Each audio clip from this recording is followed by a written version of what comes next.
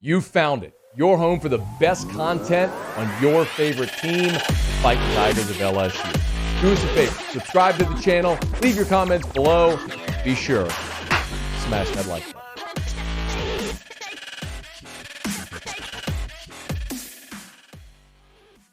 So LSU, the offense and the defense kind of went back and forth.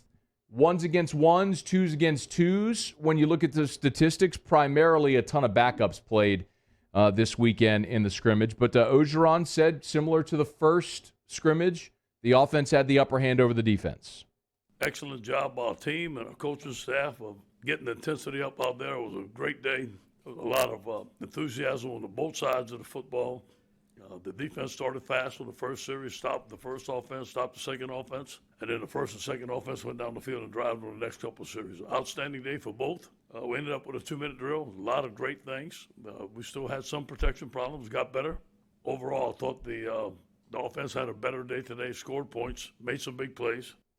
Let me rephrase that. The defense had the better day the first go-around. The offense, he said, was slightly better in the second game, although both had their high points, which is really good to hear and to see, right?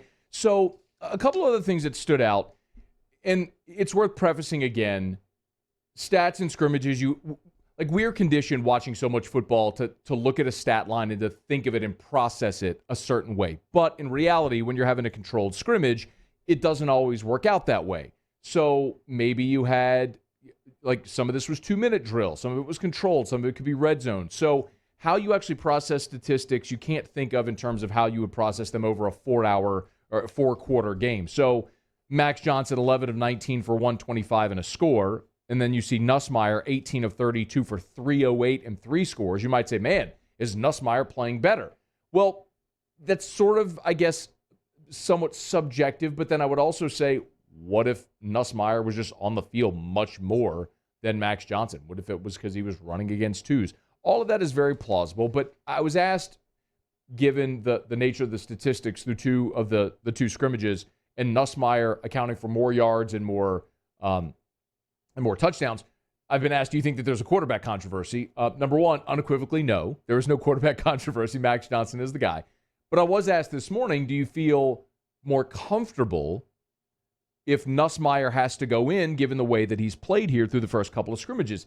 And my answer, again, is going to be no, because I don't want a true freshman playing quarterback. I mean, that's the inherent disadvantage of the Miles Brennan injury, because whether it had been Brennan or Max Johnson, either way, your backup would have at least had some experience. Now you're a turned ankle away from a guy who's never played before.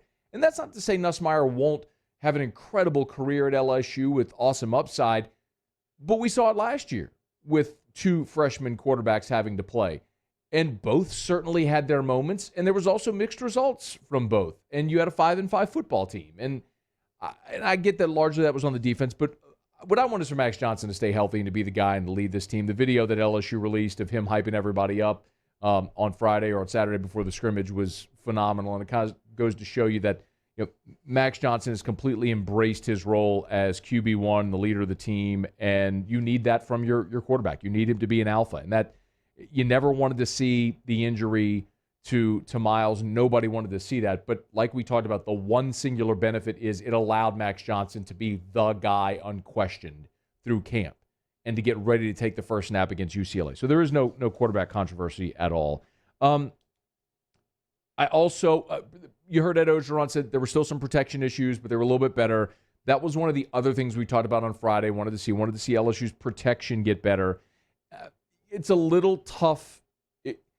By all accounts, it was a little tough to see because you didn't have all of your offensive linemen a full go.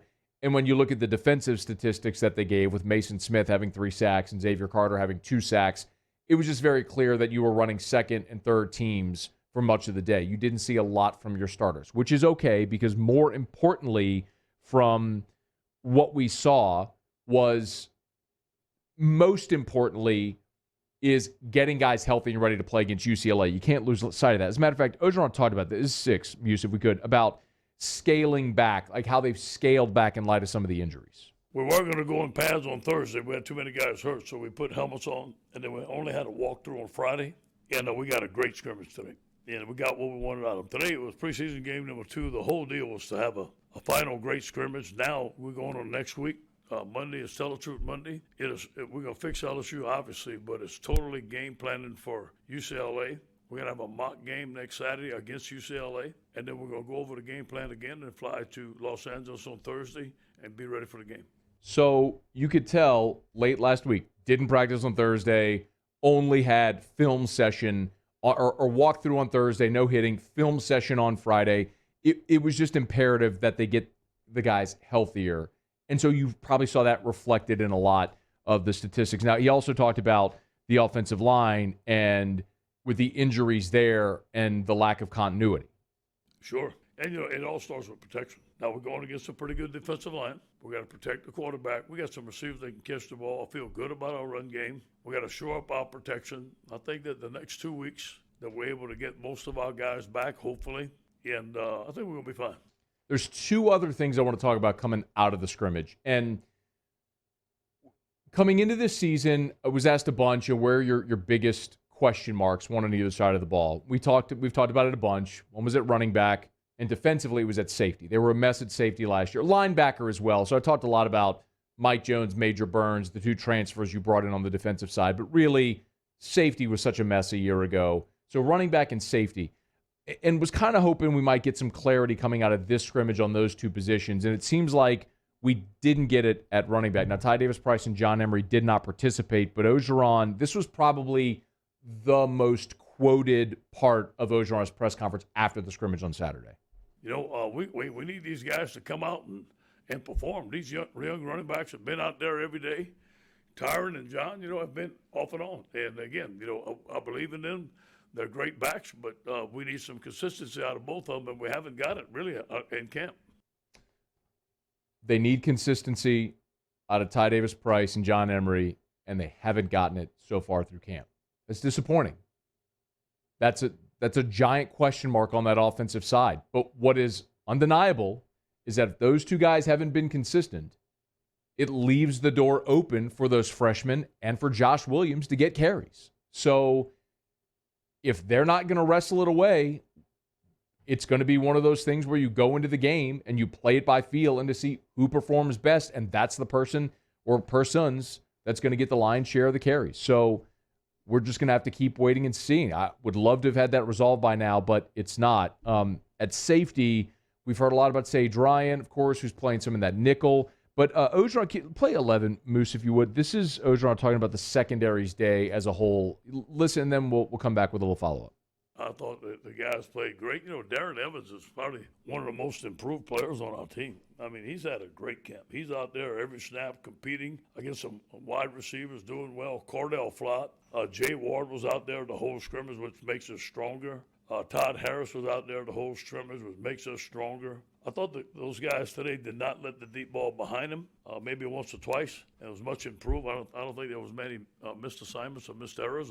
Guys wide open. I think along with the rush, and when we get back our great corners back, I think that we should be very strong. Of course, Stingley and Ricks both battling some injuries, but they'll be out there ready to roll. But specifically at safety, where you heard him say that Jay Ward played the whole day. A big part of the reason Jay Ward's out there the whole day is because he's still transitioning from corner to safety. But all word out of camp right now is that Jay Ward and Major Burns, those are your guys at safety.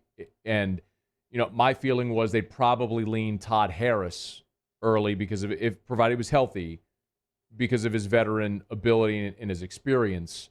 But Major Burns, like we talked about a few weeks ago, has come in like a wrecking ball and is very likely, I think, to start at safety with Jay Ward back there. Those two guys have been awesome. I think that's really solidified you at the safety spot going into the opener.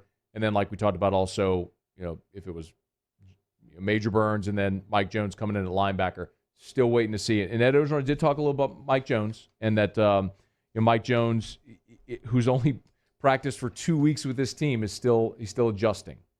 Mike is adjusting from playing nickel to middle. And he's doing a good job. He's not there yet. Obviously, he has some experienced linebackers in front of him. He's still learning how to play the middle, but he's doing a fine job for us. So it kind of goes to show you, athleticism is there. That's all undeniable, but he's playing a different position. He came here to play inside. He was an outside guy at Clemson. He's adjusting to that role. Let's see how quickly that can come. The good news for Mike Jones is You got the UCLA game, and then you've got McNeese and Central Michigan. You've got 3 weeks, really, to get up to speed before you hit that gauntlet of 5 straight SEC games that's really going to make or break your season and determine what, if anything, you're playing for in November. So use camp, and then these next 2 weeks and the first 3 weeks of the season to really get ramped up and ready to roll. And we'll see if by then, maybe if Mike Jones hadn't taken over one of the starting spots. Hey, thanks so much for watching. Please leave your comments. I love to interact. And be sure to hit the red subscribe button below.